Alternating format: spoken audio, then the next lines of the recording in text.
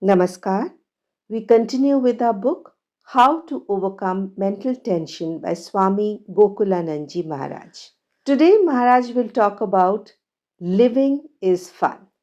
Maharaj says the art of getting fun out of life is sure to help reduce tension in our day to day existence. I remember a recent incident of getting a phone call from a boy who was appearing for his final examination.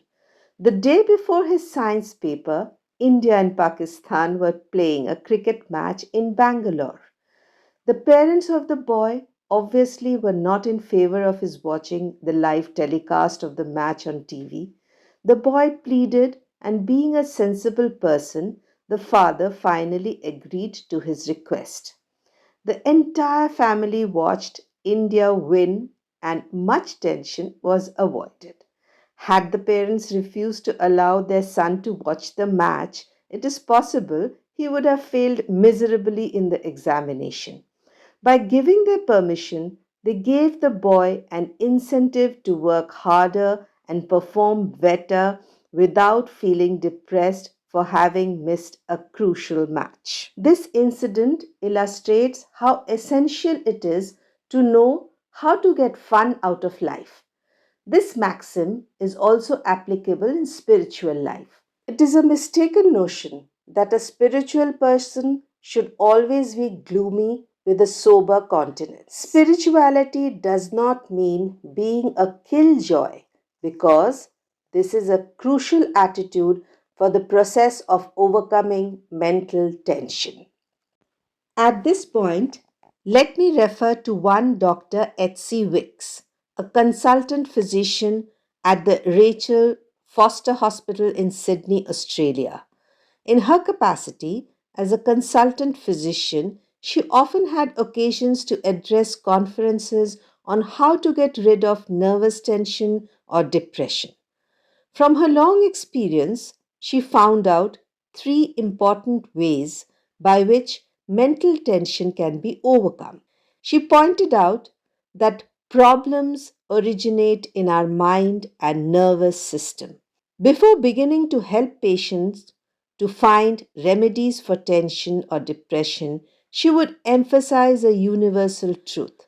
Though we have a mind and a soul, we also inhabit a body which we share with the animal kingdom. What she meant by laying this emphasis on the existence of the body is to make us aware of the changes that take place at the physical level when our mind is disturbed. There are people of a certain temperament who expect life to be smooth always.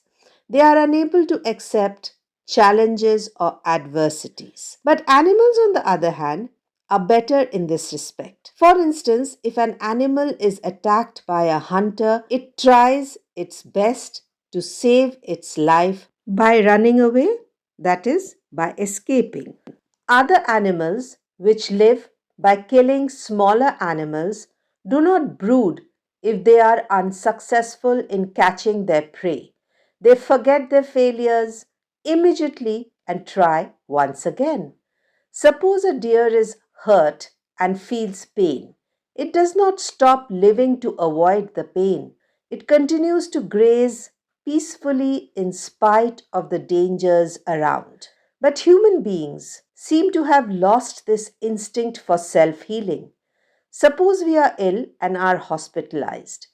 Instead of taking rest in hospital, we waste all the time worrying about what is happening to the family in our absence. We seem to be incapable of getting rid of anxiety, which even animals are capable of. That is what Dr. Wicks pointed out in her analysis. In the course of her lectures, Dr. Wicks was once asked whether religion helps in overcoming mental tension. She said, yes, of course it does.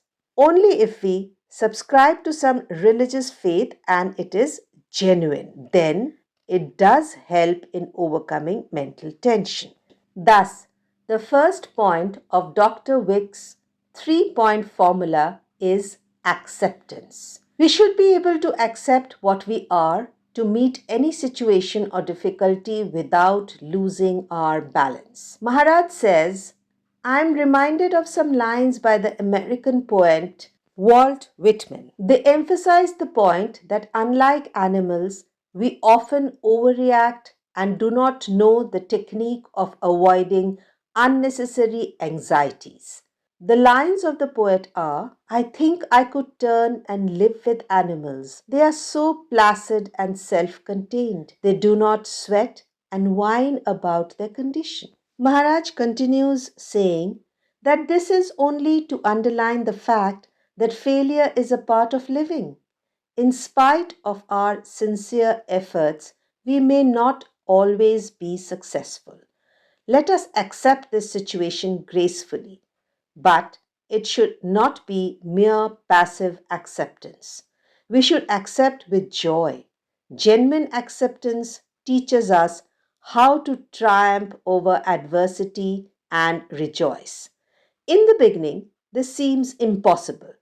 Suppose a person is in great difficulty or pain, critically ill in hospital, and knows that he is going to die soon. Is it possible to accept such a situation gracefully? It is a situation which tests our power of reconciliation to the maximum, and a person who cannot reconcile himself to the inevitable has to suffer from tremendous anxiety and tension.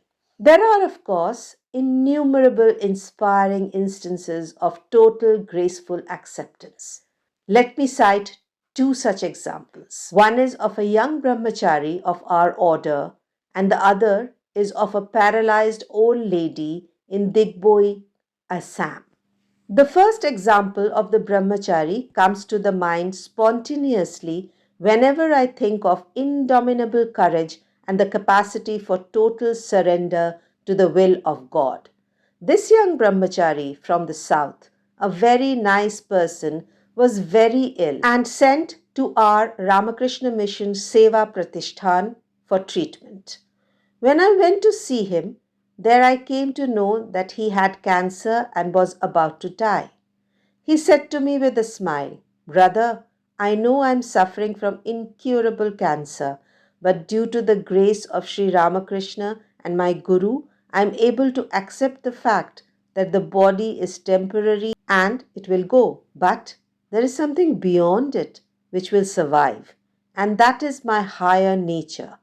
Through His grace, even here in the hospital, I keep my mind on my own inner self, which Swamiji told us is birthless and deathless. His words created an everlasting impression on my mind. He was merely a brahmachari, not even a sannyasi yet. As he lay there in hospital, I could see a divine glow on his face. After a few months, he passed away, and the bulletin of Belur Mutt paid a fitting tribute to this exceptional brahmachari in a sentence which said that he faced his disease with fortitude and was reconciled to his fate in a manner which was exemplary. I would like to repeat that such grace under pressure is possible only when we know how to accept an adverse situation wholeheartedly. Maharaj continues, the second example is equally powerful and moving. It is about an old lady devotee whom I knew before coming to Delhi. In those days, I was posted in Narottam Nagar in the Tripad district of Arunachal Pradesh. Every month I used to go to Digboi for a discourse at a private center. There I invariably made it a point to visit this lady who could not attend the discourse because she was bedridden due to an attack of paralysis. She was the disciple of Swami Shankaranandji, the seventh president of our order, and every time I asked her about her health, she would say, Maharaj, I am fine. I am all right as Thakur has kept me. Not even once did I hear a word of complaint from her. No negative expression ever passed her lips. She was all the time happy in the bliss of Thakur's grace. I knew that she could say such words only because she was able to accept her situation completely. These examples support Dr. Wick's idea about the positive attitude of acceptance and reconciliation as the first step in getting rid of tension. We will conclude this episode here. In the next episode, Maharaj will discuss what exactly is this acceptance and reconciliation. Hope you enjoyed this episode. Do stay tuned to Devakshar, like and share our videos, and do not forget to subscribe to our channel. Thank you for watching Devakshar.